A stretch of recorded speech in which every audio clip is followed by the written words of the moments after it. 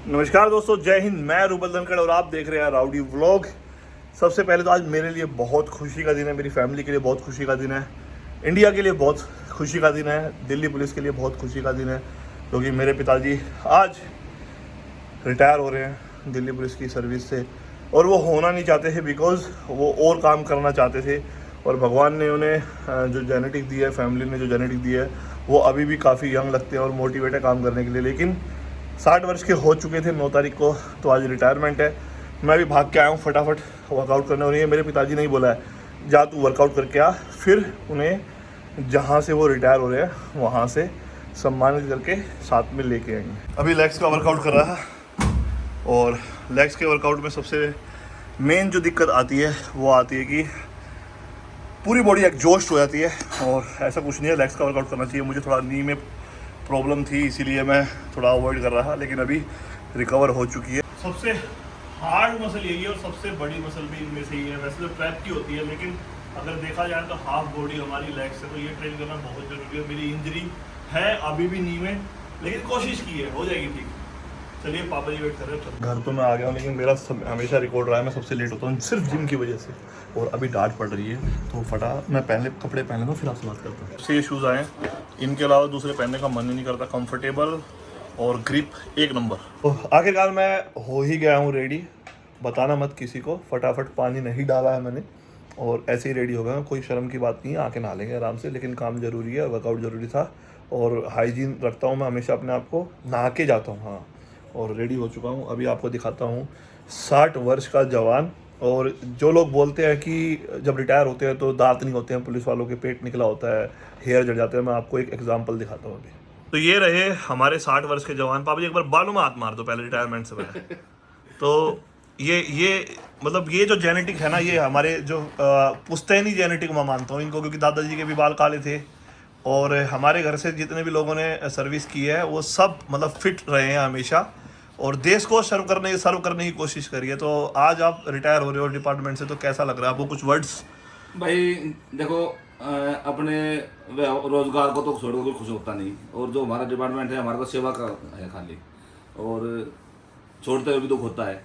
लेकिन ये तो नियम है, कानून है, तो एक समय सीमा है, तो छोड़ना तो पड़ता ही है। तो एक सबसे बड़ी बात तो मेरे को जो लगती है ना, कि जैसे मतलब आर्मी को देखते हैं या पुलिस को देखते हैं, तो इसमें सबसे बढ़िया चीज़ है कि 60 साल की उम्र तक भी जवान बोलते हैं। वैसे तो आप दादाजी बने 8 साल हो गए आपको, लेकिन जवान कहलाते हो। तो ये फीलिंग तो अब आपसे सीनियर सिटीजन वाली आने वाली है। नहीं, फीलिंग तो अभी तक जवान ही रहेगी। क्यों? जो दिल के जीते जी है ना, वो हमेशा जीतता ही रहेगा, और दिल अभी तो जवान ही है भाई। नहीं, वैसे अगर देखा जाए जितनी इंजरी स्पोर्ट्स में और वैसे आपने झेली है, तो उस हिसाब से आपके हाथ, हेयर, थोड़ा हम ये फैट आ गया, उसको कंट्रोल कर लो तो आप लगते नहीं हो 60 साल के। कोरोना के बाद हुई है गड़बड़। आपके साथ के जितने भी रिटायर हो चुके हैं या होने वाले हैं या आपसे जूनियर हैं, वो आपसे बड़ी एज के लगते हैं। हाँ, तो मेरे तो अभी दांत बुरे हैं, 32 के 32 हैं। एक भी नहीं कम हुआ। तो मैं कभी डॉक्टर के पास गया, मैं दांत वाले के। तो जो अभी आपको पता होगा, वैसे 27 लाख फॉर्म पिछली जो दिल्ली पुलिस की सिपाही की भर्ती थी वो सबमिट किए थे। तो यूथ के लिए जो भी ज्वाइन करना चाहता है, क्योंकि आपसे बढ़िया कोई नहीं बता सकता, 60 साल की उम्र तक 35-36 साल आपने नौकरी की है, एक संदेश। देखो भाई, जो कोई भी हो, आपकी नौकरी कोई भी हो, उसके प्रति समर्पित रहो। छोटा बड़ा काम कुछ नहीं होता, काम करने वाले के ऊपर डिपेंड करता है कि उसकी नीयत काम करने की कैसी है। अगर पुलिस अफसर कोई भी मान लिया 18 घंटे 20 घंटे 12 घंटे ड्यूटी करता है, तो उसको एंजॉय करना चाहिए इन ड्यूटी को, तो उसको बोझ नहीं लगेगा फिर। और अगर आपके पास आपकी ईमानदारी साथ है ना, और आप में भावना है सेवा का, तो आपको प्रॉब्लम कुछ आनी नहीं, कभी नहीं होनी प्रॉब्लम पूरी जिंदगी में। प्रॉब्लम वहाँ होती है जहाँ हम अपने आप को और वे में ले जाते हैं, हमारे अंदर भाव होता नहीं मदद करने का। जैसे सीनियर सिटीजन है, जबकि एक ड्यूटी होती है इलाके में पुलिस अफसर की, भाई इनका ध्यान रखे, उनका हालचाल पूछता रहे, हम करते नहीं। कौन जाएगा यार इस तरह, तो हम बोझिल हो जाते हैं उस काम में। और अगर हम ये सब छोड़ दें और उस सेवा भाव रहे, तो मजा आता है काम करने में। जैसे हम खेल खेल रहे हो, कोई दिक्कत मुझे तो कभी आई नहीं। कोई भी ड्यूटी रही, कैसी भी रही, मैं कभी थकान नहीं महसूस।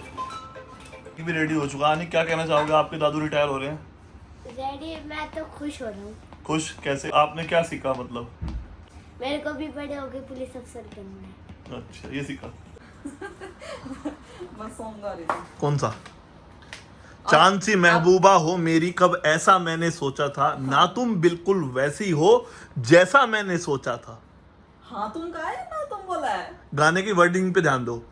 चांद सी महबूबा हो मेरी, कब ऐसा मैंने सोचा था, ना तुम बिल्कुल ना बोला ना, देखो ना बोला ना। वैसी हो जैसा मैंने सोचा था। मतलब मैं ये सॉन्ग गुनगुना रही थी, इसका सत्यानाश कर दिया पूरे का।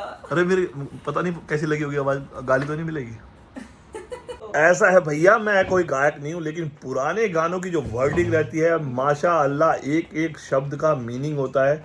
चांद सी महबूबा हो मेरी, कब ऐसा मैंने सोचा था, तो कितनी बड़ी बात है। ये मतलब आप बोल रहे हो ना कि मैं सिंगर तो हूं नहीं, कभी कभी मन से आवाज आ जाती है, तो ये मन से जो आवाज आती है वो मेरे को देख के आती है, ठीक है। और आपको देख के ही आती है वो, देखा, लेकिन उसमें उल्टा सीधे वर्ड आप यूज कर देते हो जो सही वे ना तुम बिल्कुल वैसी अच्छा। हो। गाने की वर्डिंग यही है, हाँ यही है। हाँ तुम होता है। हाँ तुम बिल्कुल वैसी हाँ। हो हाँ जैसा मैंने सोचा मेरे को था। तो नहीं पता आपने क्या क्या सोच रखा होगा। क्या सोचा था मैंने? क्या सोचा था? ऐसा है, लाइफ पार्टनर की जो अंडरस्टैंडिंग है, फीलिंग्स है, वो मैच होना सबसे ज़रूरी है। और टचवुड, ये हमारे अंदर हंसी मजाक एक तरफ है, हम हंसते रहते हैं, आपको कमेंट पूछ लेता हूँ, लेकिन जो हमारी अंडरस्टैंडिंग है नज़र ना लगे। चांद सी महबूबा हो मेरी, कब ऐसा मैंने सोचा। चलो ठीक है, अभी पिताजी का जो मतलब मैं बहुत खुश हूँ, खुश होना भी चाहिए, क्योंकि 60 साल में जो रिटायरमेंट मिलती है, इसका मतलब आपने जो जॉब पे मेहनत की है, काम किया है, सर्व किया है, और शिद्दत के साथ दिल लगा के रोजगार था आपका, तो उसका एक त्यौहार मानना चाहिए, जैसे हम होली दिवाली मनाते हैं, है ना मैडम? ये ना अभी तो मतलब मैं अभी रेडी नहीं हूँ, जब मैं रेडी हो जाऊंगी ना, हाँ अभी मैं भी कुछ बोलूंगी पापा के उसमें, तो वो अगली वीडियो में बोला।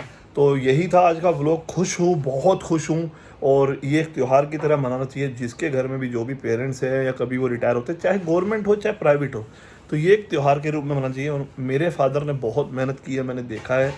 तो जब मेरे चाचा जी भी शहीद हुए थे तब भी, और अभी हाल ही में कोरोना में मेरे दादाजी चले गए, जो भारतीय सेना में थे और लड़ाई भी लड़ी है उन्होंने, और ऐसे ही मेरे नाना जी चले गए। तो बहुत सारे अप्स एंड डाउन्स रहे हैं लाइफ में। मेरी सर्जरी हुई थी तो मेरे पापा उस टाइम पे जॉब भी कर रहे थे, आना भी था, मेरा ख्याल भी रखना था, दो फैमिली का, बहुत कुछ सर्वाइव किया। तो हमेशा पॉजिटिव रहें, हमेशा फैमिली के लिए, अपने देश के लिए, अपने परिवार, गांव, समाज के लिए समर्पित रहे।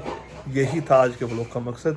उम्मीद करता हूँ आपको व्लॉग अच्छा लगा होगा, तो शेयर कीजिएगा। थैंक यू सो मच आपके प्यार और सपोर्ट के लिए। अगर मैंने कहीं कभी गलती की है, आपका छोटा बड़ा भाई हूँ, क्षमा कर देना। और गलतियाँ सबसे होती है, और इंसान गलतियों का पुतला होता है। बस फ़र्क इतना है कि गलती करके उससे सीख लेना। तो मिलता हूँ आपसे नेक्स्ट व्लॉग में, तब तक के लिए स्वस्थ रहें, अपने परिवार को स्वस्थ रखें। जय हिंद।